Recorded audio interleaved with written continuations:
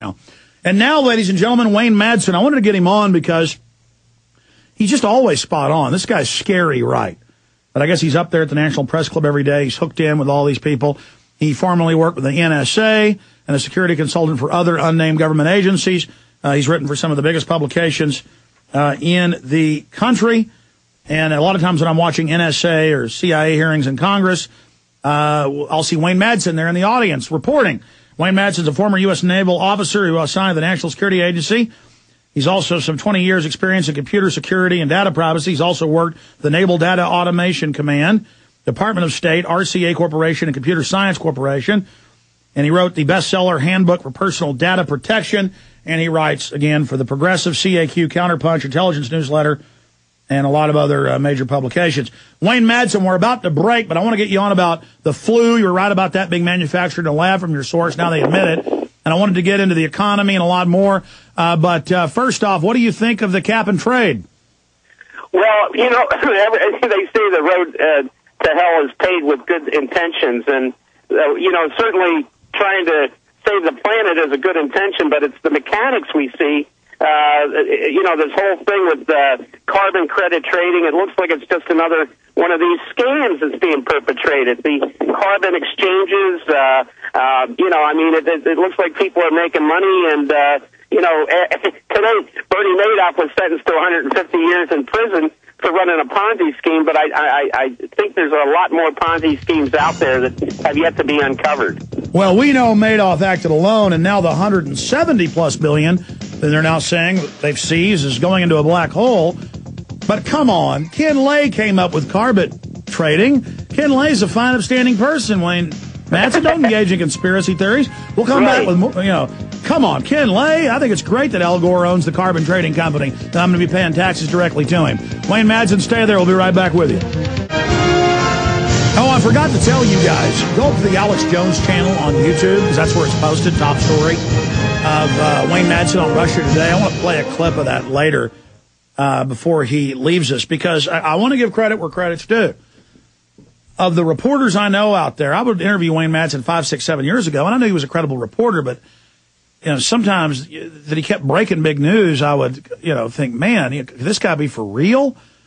And he just continues to be right about everything. And he just is always telling us when I call him up to come on every few weeks about other big stories he's working on.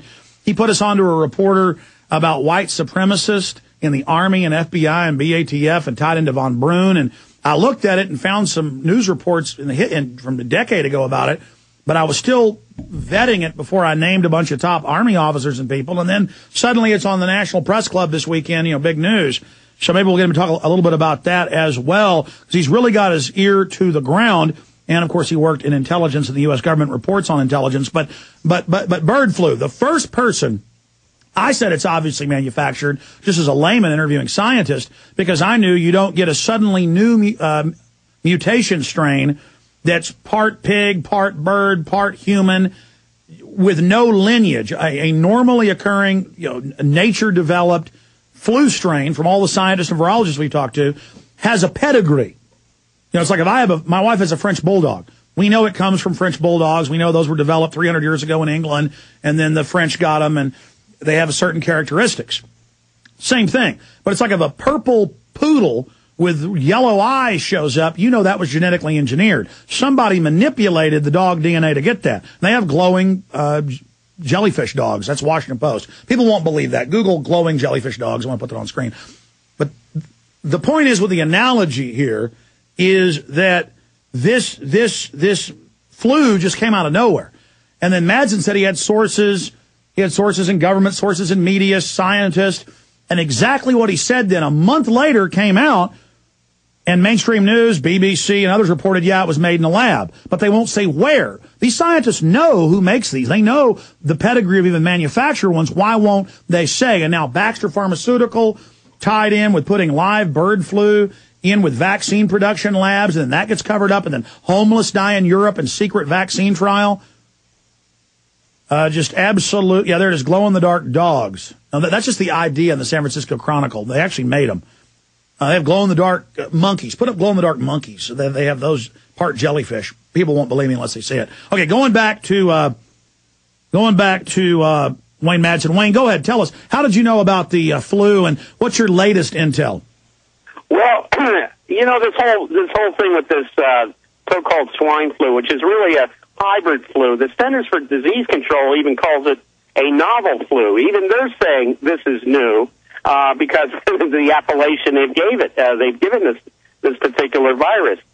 I first heard about this from a researcher who's a virologist who's looking at this in a laboratory. And this researcher, what a compelling story. I'd love to identify this person, but it would, give the person's identity away. And right now, this individual is conducting the research, and everything this person has told me has come to pass. I heard in late April, early May, the prediction of this researcher was this thing was going to multiply around the world, and in a couple months, every country on the planet would have infections, and that has turned out to be true. Yeah, we're now level 6, and then you went further that this researcher told you they were planning a big hyped fear pandemic, or maybe even a mutated real one in the fall. You said this 3 months ago when it first, and now they're saying that on the news, forced inoculations. This is getting scary, Wayne. Well, right. The other prediction of the researcher was that it would begin to mutate, and any vaccine that would be created to handle the new mutated, the present virus right now, the H1N1, if it mutates, that vaccine would not work against that particular form of the flu. Now we know from Brazil and Germany that this flu is now mutating, so that prediction has come true. And now we know that it came out in the news today that this mutated version of the flu is now the vaccine won't help. It's resistant to the vaccine. So all this has come to pass, and I just believe that this individual who's working very closely with the person who created this virus in the laboratory was right on the money. And the fact is, it was man-made. It was a Jurassic Park type thing.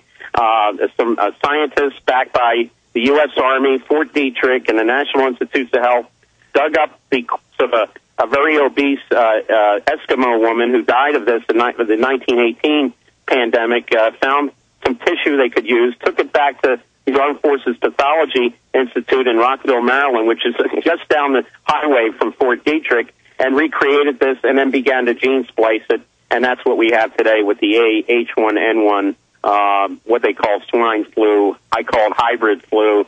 CDC calls it novel flu. But it is a flu that was created in a petri dish. And the question is why? And as I suggested today, I think the FBI should start investigating this. They should seize the records, start interviewing these people. And there's also a lab in Canada involved in Winnipeg, the National Microbiology Lab, and the RCMP should do the same thing there. But so far, we see nothing. Absolutely. This is scary because they're hyping it. The media is saying it's going to get bad in the fall when it's only killed less than 30, 40 people, depending on what numbers you look at. And then you got all these scientists saying, yeah, it's been manipulated genetically from a lab somewhere, but then there's no big debate about the mystery of where it came from. Instead of it's a mystery about, did Michael Jackson commit suicide? I mean, I don't care about Michael Jackson. I care about my kids dying of some weaponized flu, and I care about forced inoculations for a flu vaccine. They admit it's already mutated. It won't even help you. I mean, I'm worried about the imploding economy. I'm worried about Northcom, the police state. And instead, it's all about Michael Jackson while all of this is happening. What are your inside sources, if any, saying? I mean, can you tell us then if this person, this source, is the scientist you talked to, it says they know who produced it? Do they know why it was produced? Do they know if this was done in research and then somebody took it from them? Anything else, Wayne? Just I've gotten from the researcher is that one thing that these researchers do is they try to eliminate every other possibility. The one thing that has been eliminated is this did not come from any animals. So this is you can lay that one to rest. The pigs are getting a bad rap on this. Remember when it first started in Mexico, they tried to blame it on some a pig farm down there that was run by Smithfield, and that's not true. That didn't come from there. The media tried to hype that